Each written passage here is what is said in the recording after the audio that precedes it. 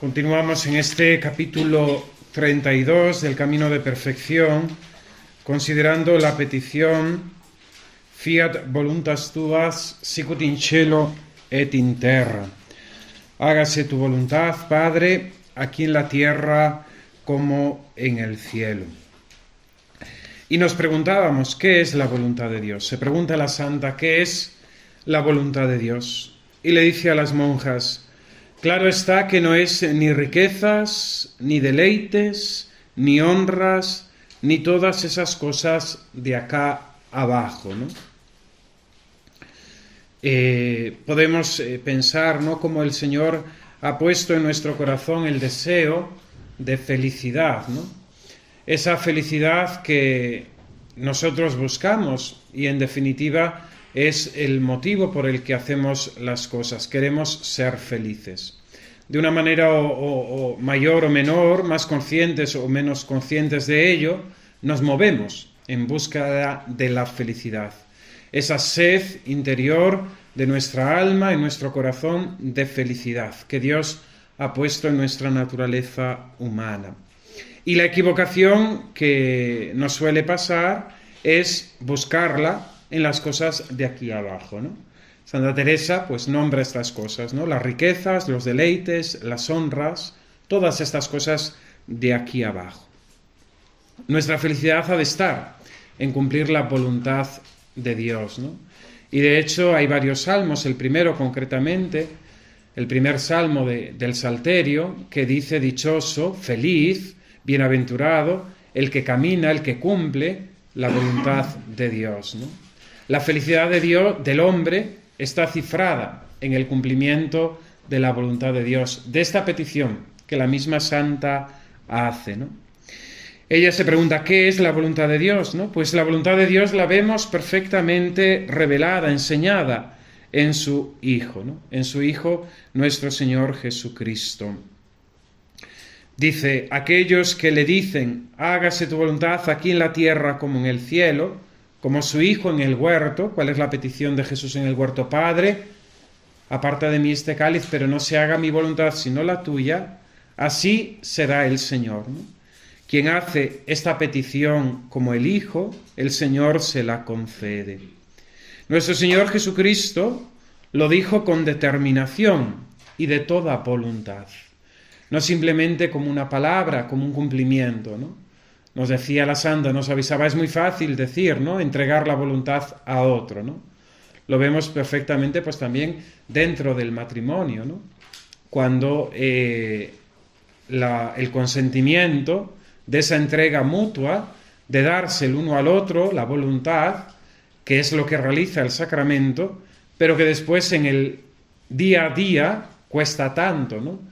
Y tenemos pues toda esa problemática, ¿no?, en la convivencia matrimonial, ¿no?, que si el 50% cada uno, etcétera, todas estas cosas tan de hoy, de nuestros días, ¿no? No se ha entendido qué es dar la voluntad, ¿no?, porque en definitiva es darnos a nosotros mismos. Nuestro Señor Jesucristo lo dijo en el huerto con determinación y de toda voluntad, ¿no? Y dice la santa, mirad cómo Dios cumplió bien en él, ¿no? Mirad cómo Dios cumplió bien en él, hizo su voluntad, se cumplió la voluntad en Jesucristo. Veis aquí que a quien más amaba lo que le dio, por lo que se entiende cuál es su voluntad. Ante el misterio de la pasión del Señor, ante el misterio de su muerte en la cruz, si lo vemos simplemente desde una perspectiva humana, pues vemos la crueldad, ¿no?, que el hombre puede llegar a hacer, ¿no? Vemos la fealdad del pecado, ¿no? Pero sobre todo lo que proclama la cruz es el misterio de amor, misterio del amor del Padre que nos entrega a su Hijo. Dirá Jesús en el Evangelio en San Juan, yo creo que es el capítulo 2, en la conversación con Nicodemo, tanto amó Dios al mundo que entregó a su Hijo, ¿no? Lo entregó y lo entregó hasta la muerte, y muerte de cruz, ¿no? El amor del Padre hacia su Hijo es amor eterno, ¿no?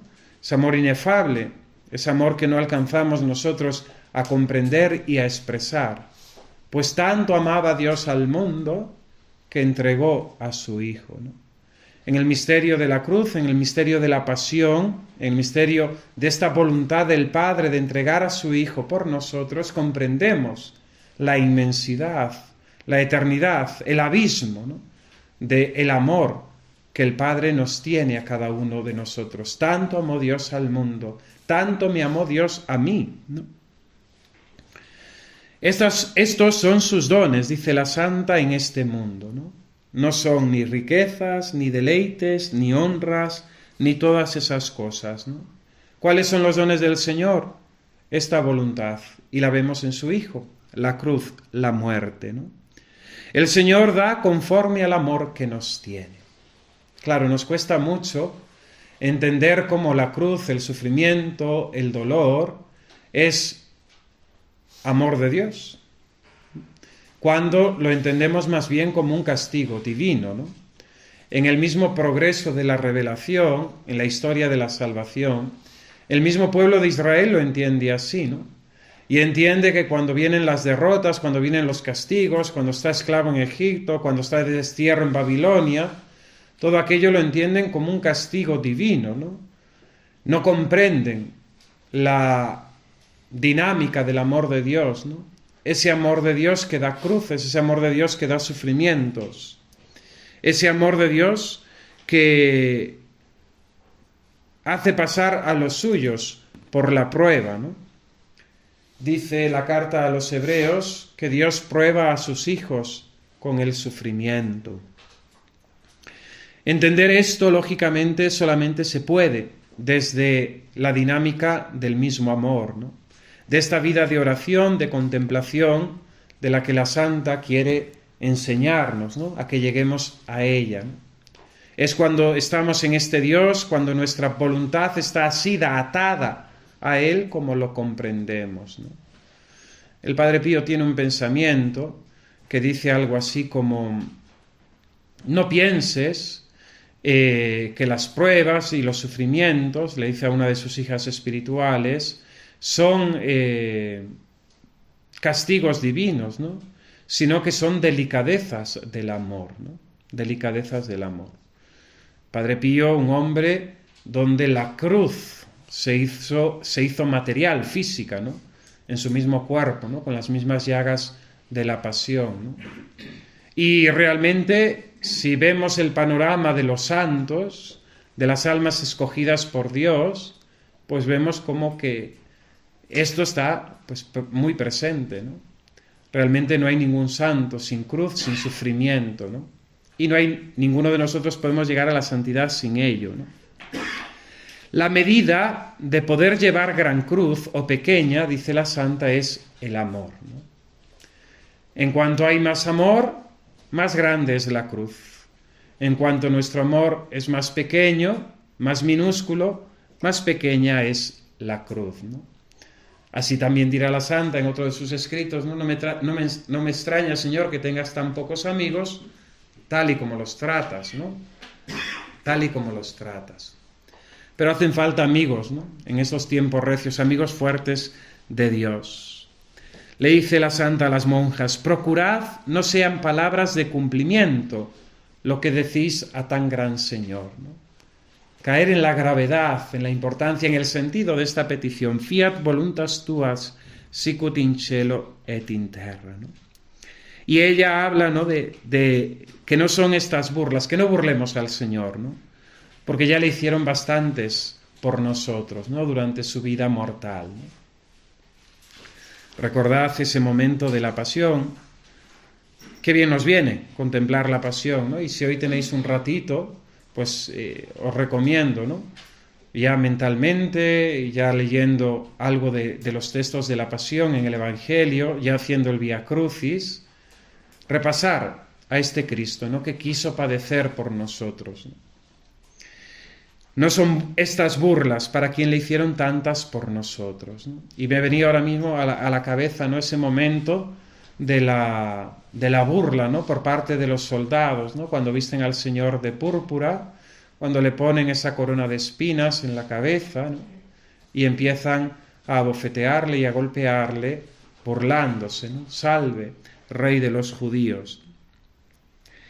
Todo lo que os he avisado en este libro, dice la santa, y aquí podemos decir que es el centro, ¿no?, el resumen de toda su enseñanza en este camino de perfección, va dirigido a este punto, de darnos del todo al Criador y poner nuestra voluntad en la suya y desasirnos de las criaturas, y tendréis ya entendido lo mucho que importa. Esto es contemplación perfecta. Todo lo que nos dice se resume en esto, en darnos del todo al Criador, poner nuestra voluntad en la suya, desasirnos de las criaturas, y ya tendréis entendido lo mucho que esto importa. Y esto es contemplación perfecta. Y sigue, porque sin dar nuestra voluntad del todo al Señor, para que haga en todo lo que nos toca conforme a ella, nunca dejará beber de esta fuente, de este agua, ¿no? Esta misma idea de la samaritana, de esta agua viva que salta hasta la vida eterna, vuelve a aparecer aquí, ¿no? Si no le entregamos al Señor nuestra voluntad del todo para que Él disponga como Él quiera, no nos dejará beber de esta agua, ¿no? Entonces, ante esta verdad, la santa hace un ofrecimiento, ¿no?, de su propia vida, ¿no? Y le dice al Señor: cúmplase, Señor, en mí vuestra voluntad, de todos los modos y maneras que vos, Señor mío, quisierais. Cúmplase en mí, Señor, vuestra voluntad, de todos los modos y maneras que vos, Señor, quisierais, ¿no? Es aquello de la santa indiferencia de San Ignacio de Loyola, cuando habla, ¿no?, de no ansiar, ¿no?, o dar lo mismo, ¿no?, grandezas que pobreza, ¿no?, riquezas que desdicha, fortuna que pobreza, ¿no?, en ese grado de humildad, ¿no?, hasta el tercer grado de humildad, ¿no?, donde San Ignacio afirma aquello de preferir los desprecios a las honras con Cristo despreciado, ¿no?, preferir el sufrimiento con Cristo sufriente, ¿no?, a la vida regalada y a la vida feliz, etcétera, ¿no? Tener esa unión de voluntad con el Señor, ¿no?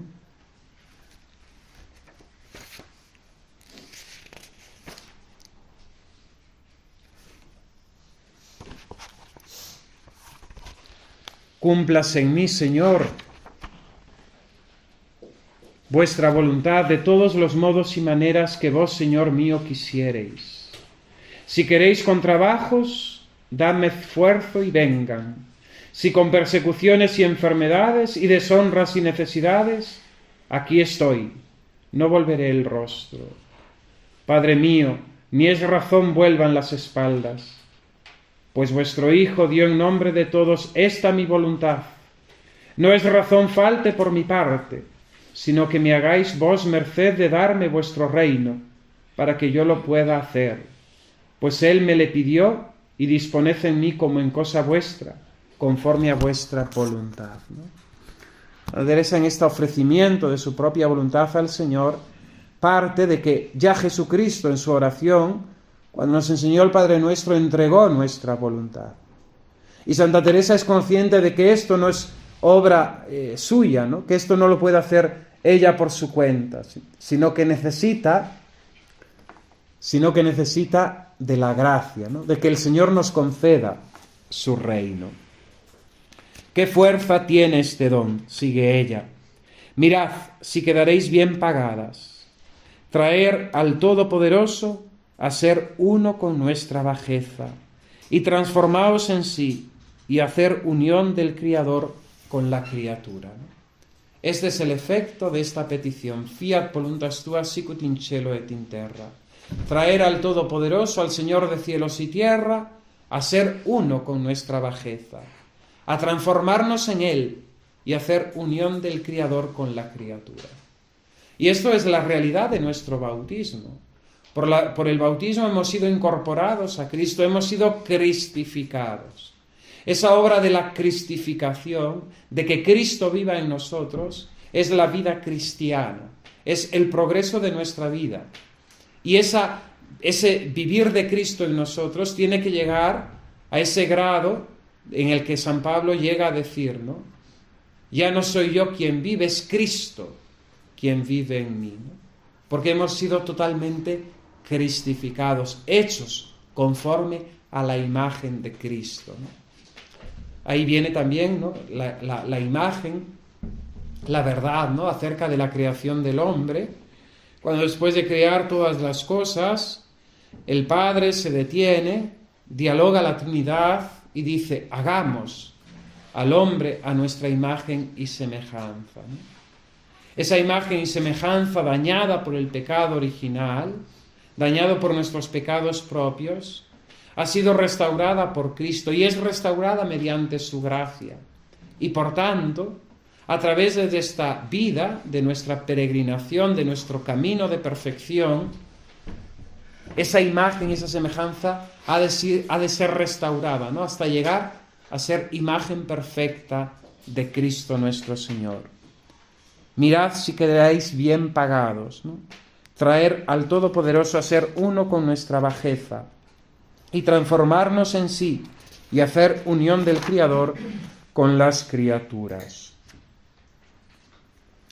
Sigue la santa, mientras se va entendiendo por las obras, que no son palabras de cumplimiento, más nos llega el Señor así, y nos levanta de todas las cosas de acá, y da su misma paz para habilitarla a recibir grandes mercedes, ¿no? Esta oración, Fiat voluntas tua, tiene una traducción muy concreta en la parte práctica de nuestra vida, en nuestras obras, ¿no? Y en cuanto que esta oración, porque vemos que esto no se hace de la noche a la mañana, ¿no? Ningún santo, salvo una gracia tumbativa, ¿no?, como la que recibió el mismo apóstol San Pablo, o otras personas que recibieron una gracia de la conversión, ¿no?, que se llama gracia tumbativa. El resto de los santos y todos nosotros estamos llamados a ese progreso, a esa conversión, a ese cristificarnos poco a poco, ¿no? Entonces, esto se va mostrando poco a poco también en nuestras obras, ¿no?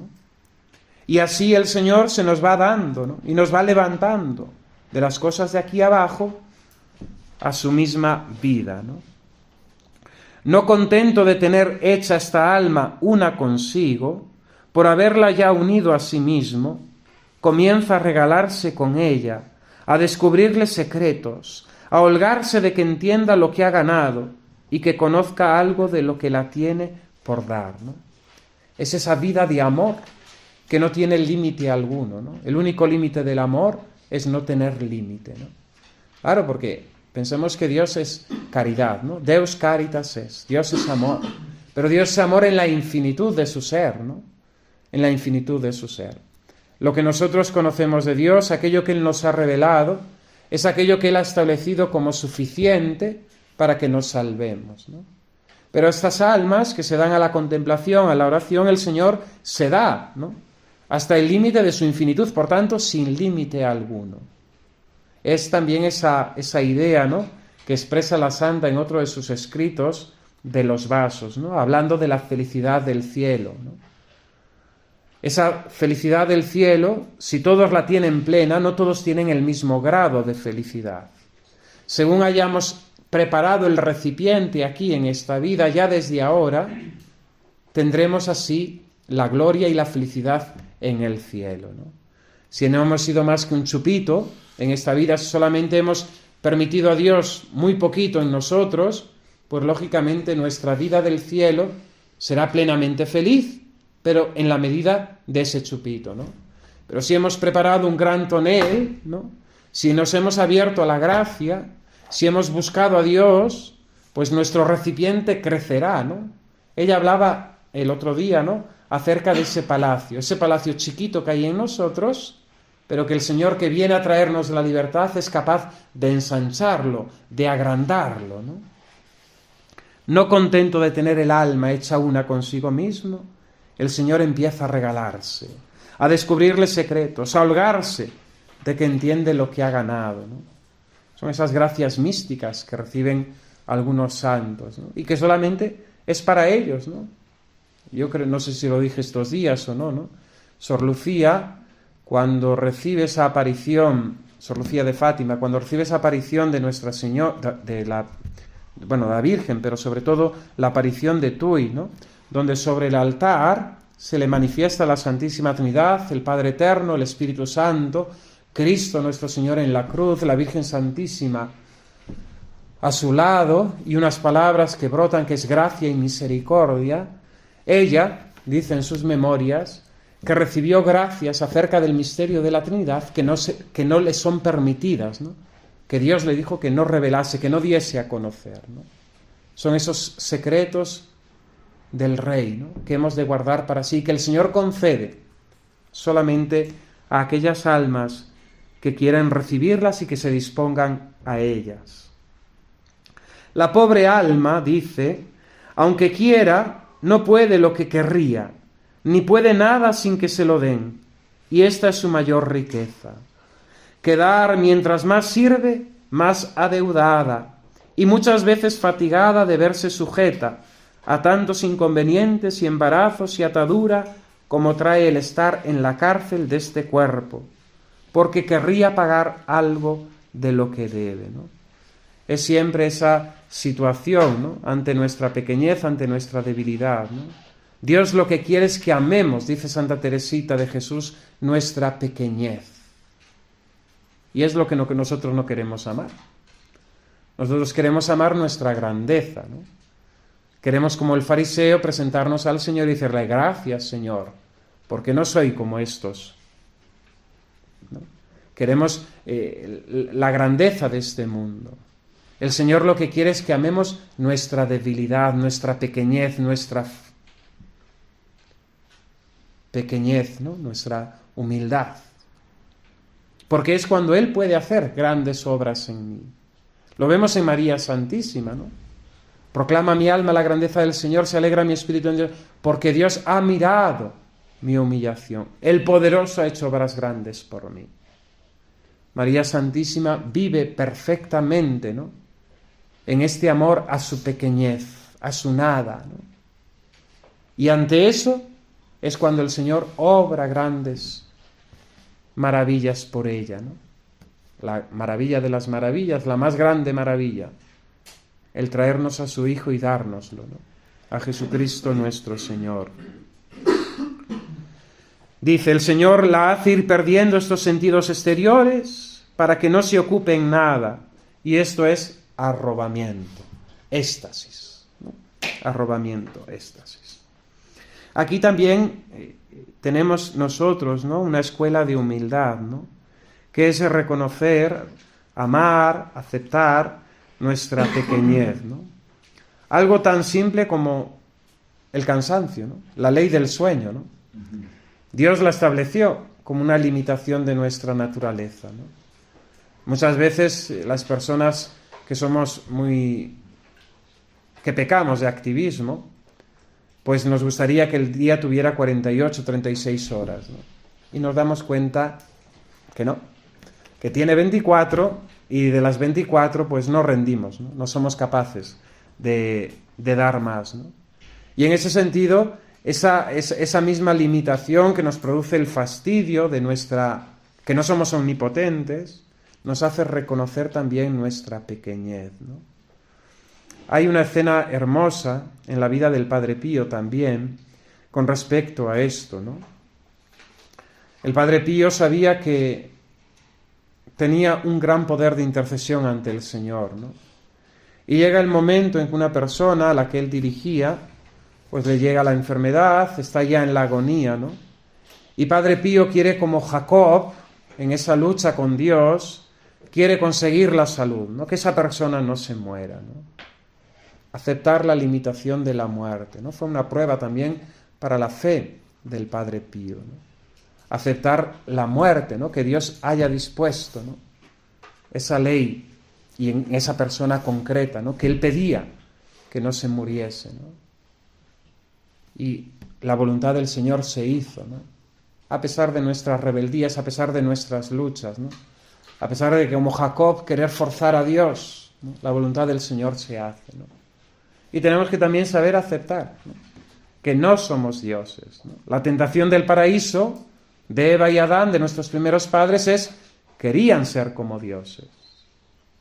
No amaban su condición de criaturas, no amaban su condición de ser nada, de ser pequeños, ¿no?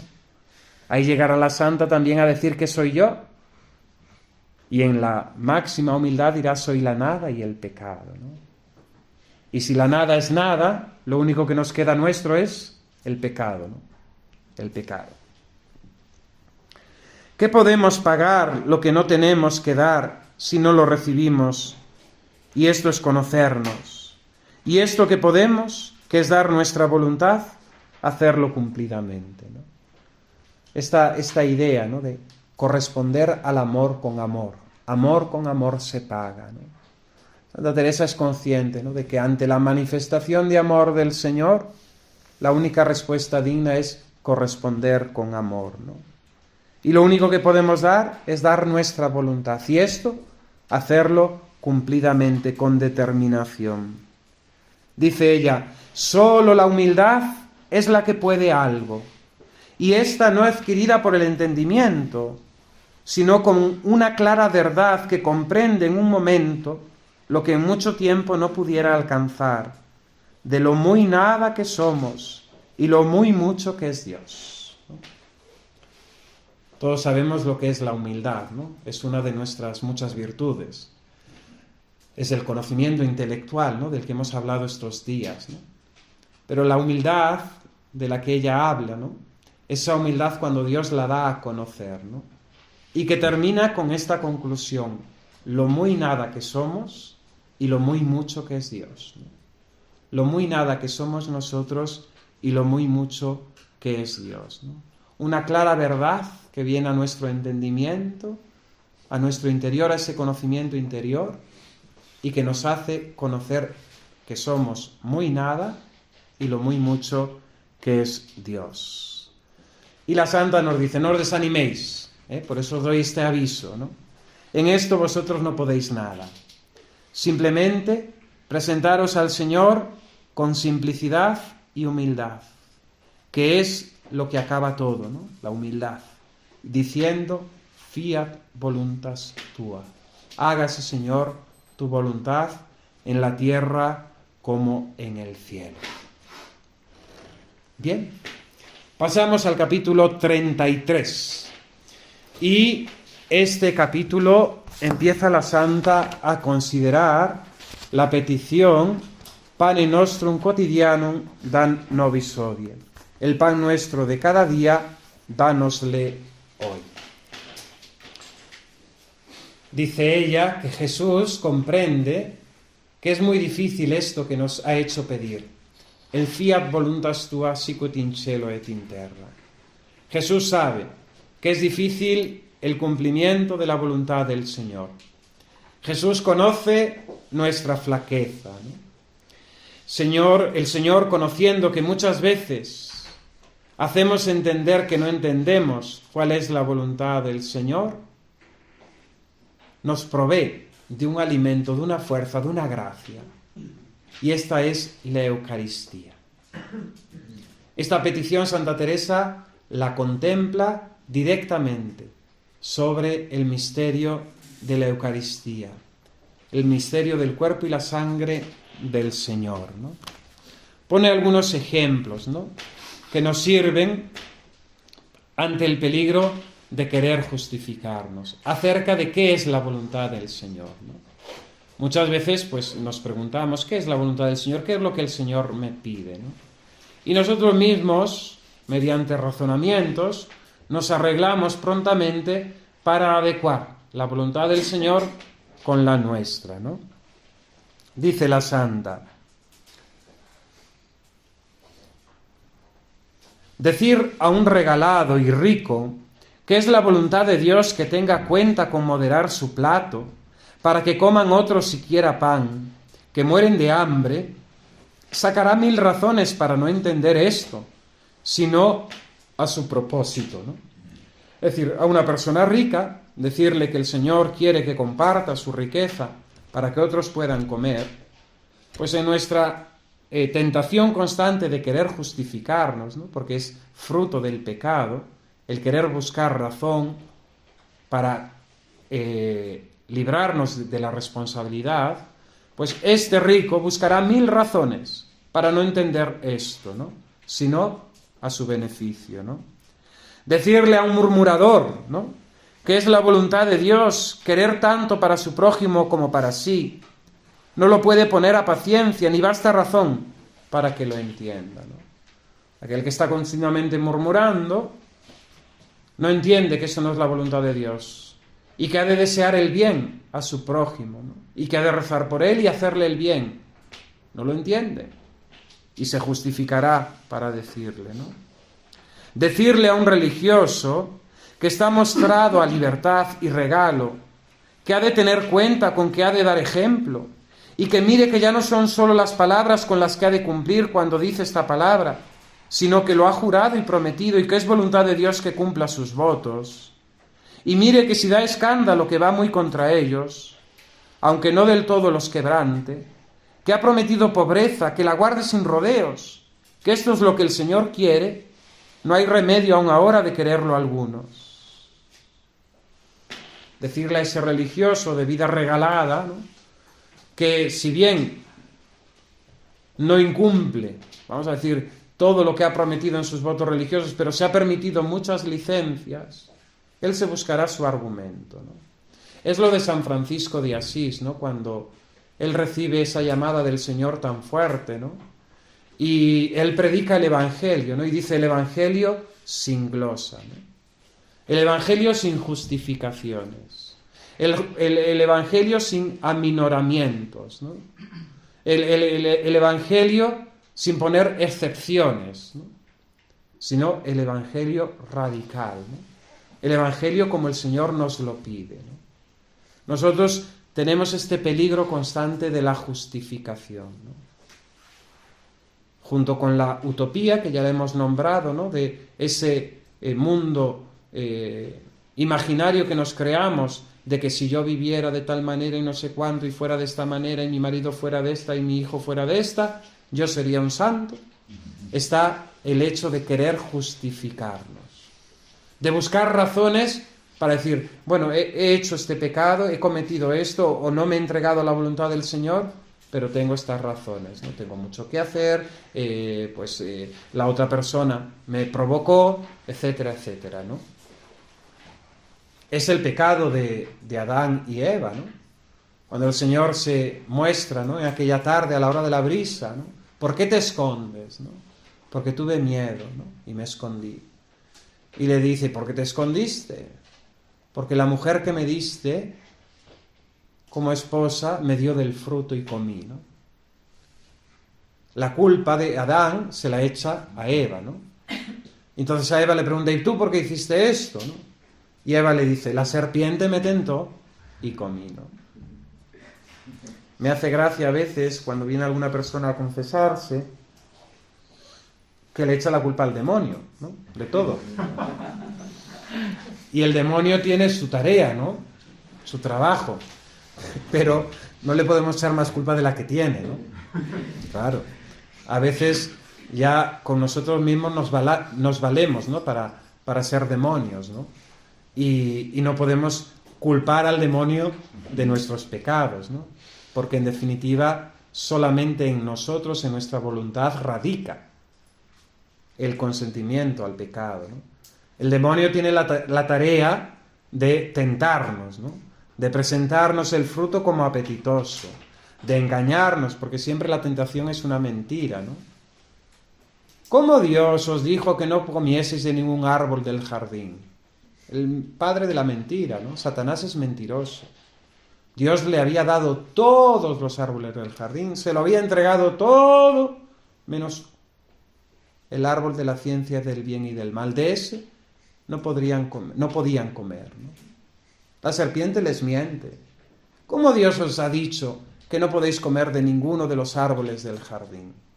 La tentación siempre es una fascinación, una imaginación, una ilusión, una mentira. Si hago esto voy a ser feliz, ¿no? Te encontrarás con el fracaso, con la decepción, con la insatisfacción, ¿no? Bien, el peligro de justificarnos. Serían muy poquitos los que cumplieran esta palabra si el Señor no viniera en nuestro auxilio, ¿no? Serían muy poquitos los que pudieran hacer la voluntad de Dios si el Señor no nos diera este alimento. Vista tal necesidad en la que nos encontramos, prosigue la santa, buscó el buen Jesús un medio admirable, donde nos mostró el amor extremo que nos tiene, y en su nombre y en el nuestro pidió, Pane nostrum quotidianum da nobis odie, ¿no? Viendo el Señor la gran necesidad que tenemos, nuestra debilidad, nos mostró, buscó un medio admirable, mostrándonos su amor por nosotros, y en su nombre y en el suyo pidió el misterio de la Eucaristía, el pan nuestro de cada día. Paréceme lo hizo, dice la santa, que era para que viendo su gran amor nos despertemos, y no una vez, sino cada día, que aquí se debía determinar de quedarse con nosotros, ¿no? El misterio de la Eucaristía, el sacramento de la caridad, el sacramento del amor. Cantemos al amor de los amores, ¿no? Canta ese himno maravilloso, ¿no? Popular. En la Eucaristía vemos el amor del Señor y el amor personalizado por cada uno de nosotros.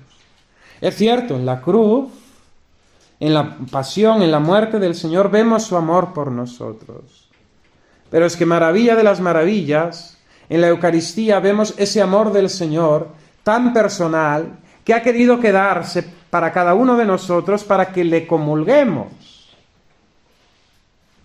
Y ahí tenemos la prueba de ese amor real, verdadero, actual, de ahora, de este momento, del Señor.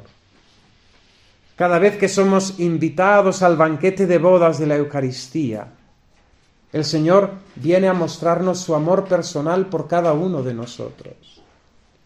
No se dice esto es el cuerpo de Cristo, como han hecho ahora en la reforma post-coronavirus, ¿no? Para no contagiar. Esto es el cuerpo de Cristo.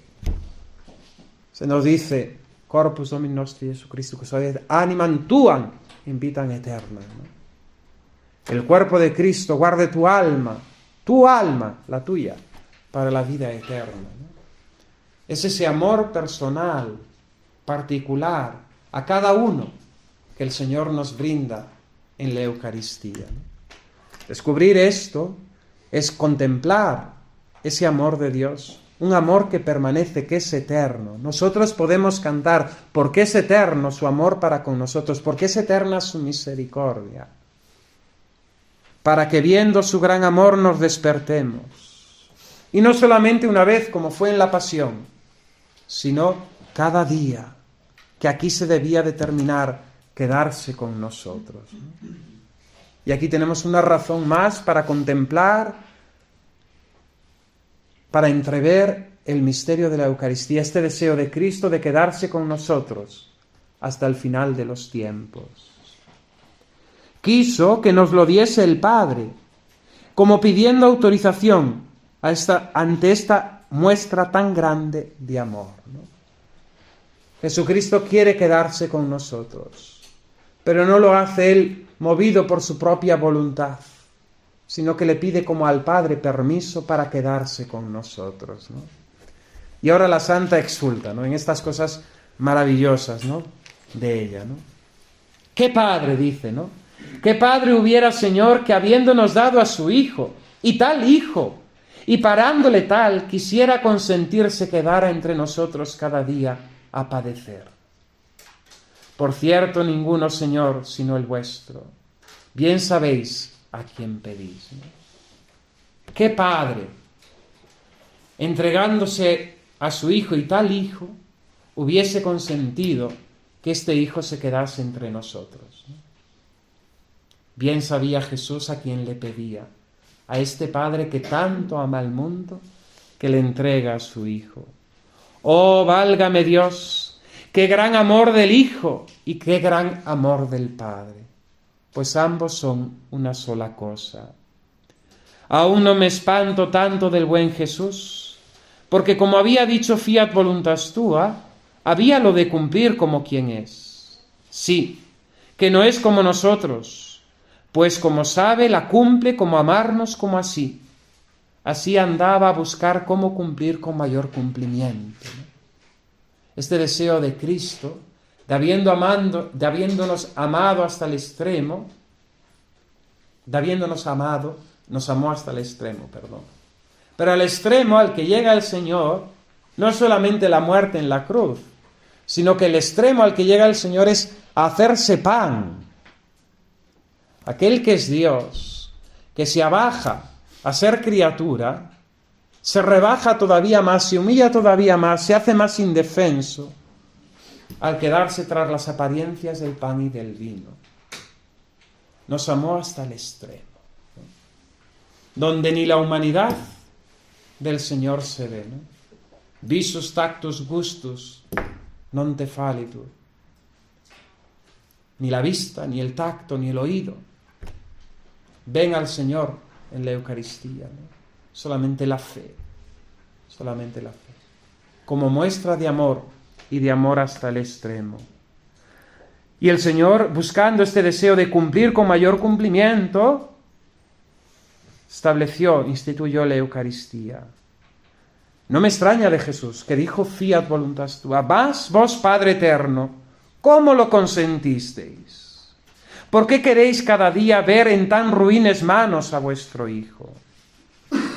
¿Por qué queréis ver cada día en tan ruines manos a vuestro Hijo? Ya que una vez quisisteis lo estuviese y lo consentisteis, ya veis cómo le pararon, ¿no? La muerte en la cruz. ¿Cómo puede vuestra piedad cada día, verle hacer injurias?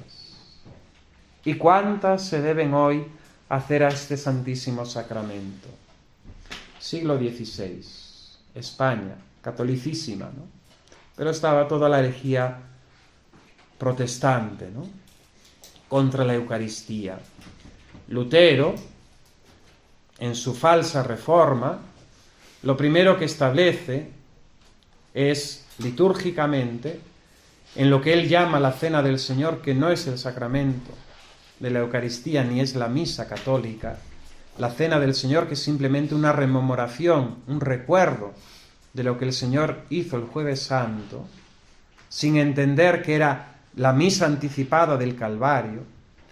Lutero lo primero que hace es ponerlo, esa liturgia de la cena del Señor, en lengua vernácula, mirando hacia el pueblo, y que los protestantes recibieran la comunión en la mano.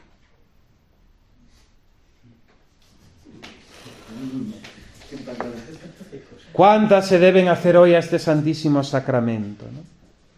¿Cómo puede vuestra piedad cada día, verle hacer injurias? Oh Señor eterno, ¿cómo aceptáis tal petición? ¿Cómo lo consentís? No miréis su amor, que a trueque de hacer cumplidamente vuestra voluntad y de hacer por nosotros, se dejará cada día hacer pedazos.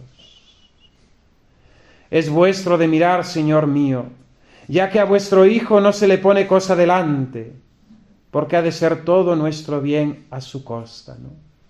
Este amor de locura, ¿no?, que sale de fuera de nuestros cálculos, de Jesucristo por nosotros. No se le pone cosa delante en amarnos, porque calla a todo y no sabe hablar por sí, sino por nosotros. El silencio de Cristo, ¿no?, en la Eucaristía. Es Cristo abandonado, ¿no?, los sagrarios abandonados de San Manuel González, ¿no? Ese Cristo presente en cada sagrario de la tierra, y ese Cristo que sí es amado en algunos de ellos, ¿no?, pero tan abandonado, despreciado, olvidado en muchos otros, y calla, y no dice, y no protesta, ¿no? ¿No ha de haber quien hable por este Santísimo Sacramento, por este amantísimo Cordero? Santa Teresa sigue y hablará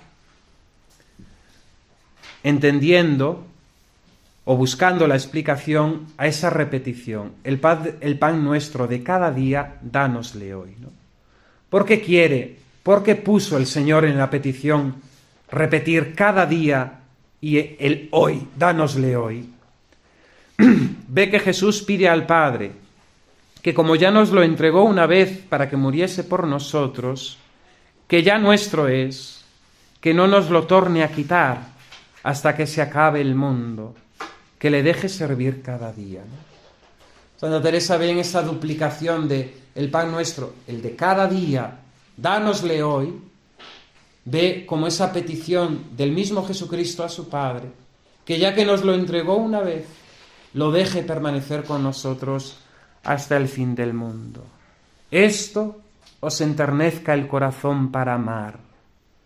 No hay esclavo, que de buena gana diga lo es, y que el buen Jesús parece se honra de ello.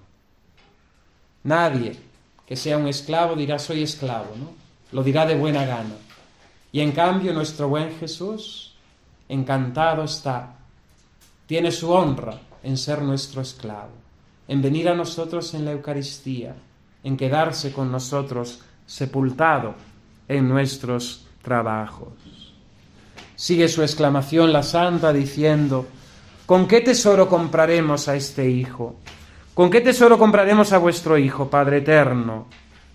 Venderle, ya sabemos que fue por 30 dineros, más para comprarle no hay precio que baste. ¿Cómo compraremos a vuestro Hijo, no? ¿Con amor? Pues amor con amor se paga. Dice Jesús, el pan nuestro, y no hace diferencia, Él de nosotros, mas hacémosla nosotros de Él, para no darnos cada día a su majestad. Él no hace diferencia, se identifica con nosotros, se hace uno con nosotros. Somos nosotros los que hacemos diferencia cuando no queremos darnos a Él cada día. Bueno, creo que la vamos a dejar aquí y continuamos después a la tarde. En el fondo, ¿no? Y aquí también nos debe llevar, ¿no?, esta espiritualidad de la reparación, ¿no?, muy ligada al culto del Sagrado Corazón, al mensaje de Nuestra Señora Fátima, ¿no? No ofendáis a Dios, que ya está muy ofendido, ¿no? Ese espíritu de reparación en esa oración, ¿no?, de amar por los que no aman, esperar por los que no esperan, adorar por los que no adoran, es la vida de reparación, ¿no? Y que también nosotros, como agraciados de Dios, como predilectos, hemos de tener, ¿no?, de corresponder al Señor, ¿no? Amar por los que no aman, esperar por los que no esperan, adorar por los que no adoran, creer por los que no creen, ¿no? Esa misión, ¿no?, de consolar al Señor, de reparar tanto desagravio, ¿no? Porque solamente un acto de amor satisface, ¿no?, y hace nada tantas injurias, ¿no? Toda la pasión del Señor, simplemente por la Virgen Santísima al pie de la cruz, fue reparada, ¿no? Porque el acto de amor de Nuestra Señora junto con su Hijo reparó toda la crueldad, la fealdad, el desprecio que todas aquellas turbas judías hicieron, ¿no?, con sus desprecios, con sus pecados.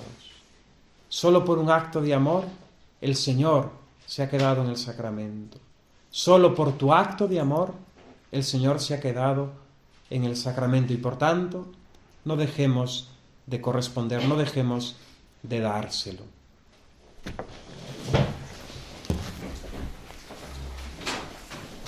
Hagimus tibi gratias omnipotens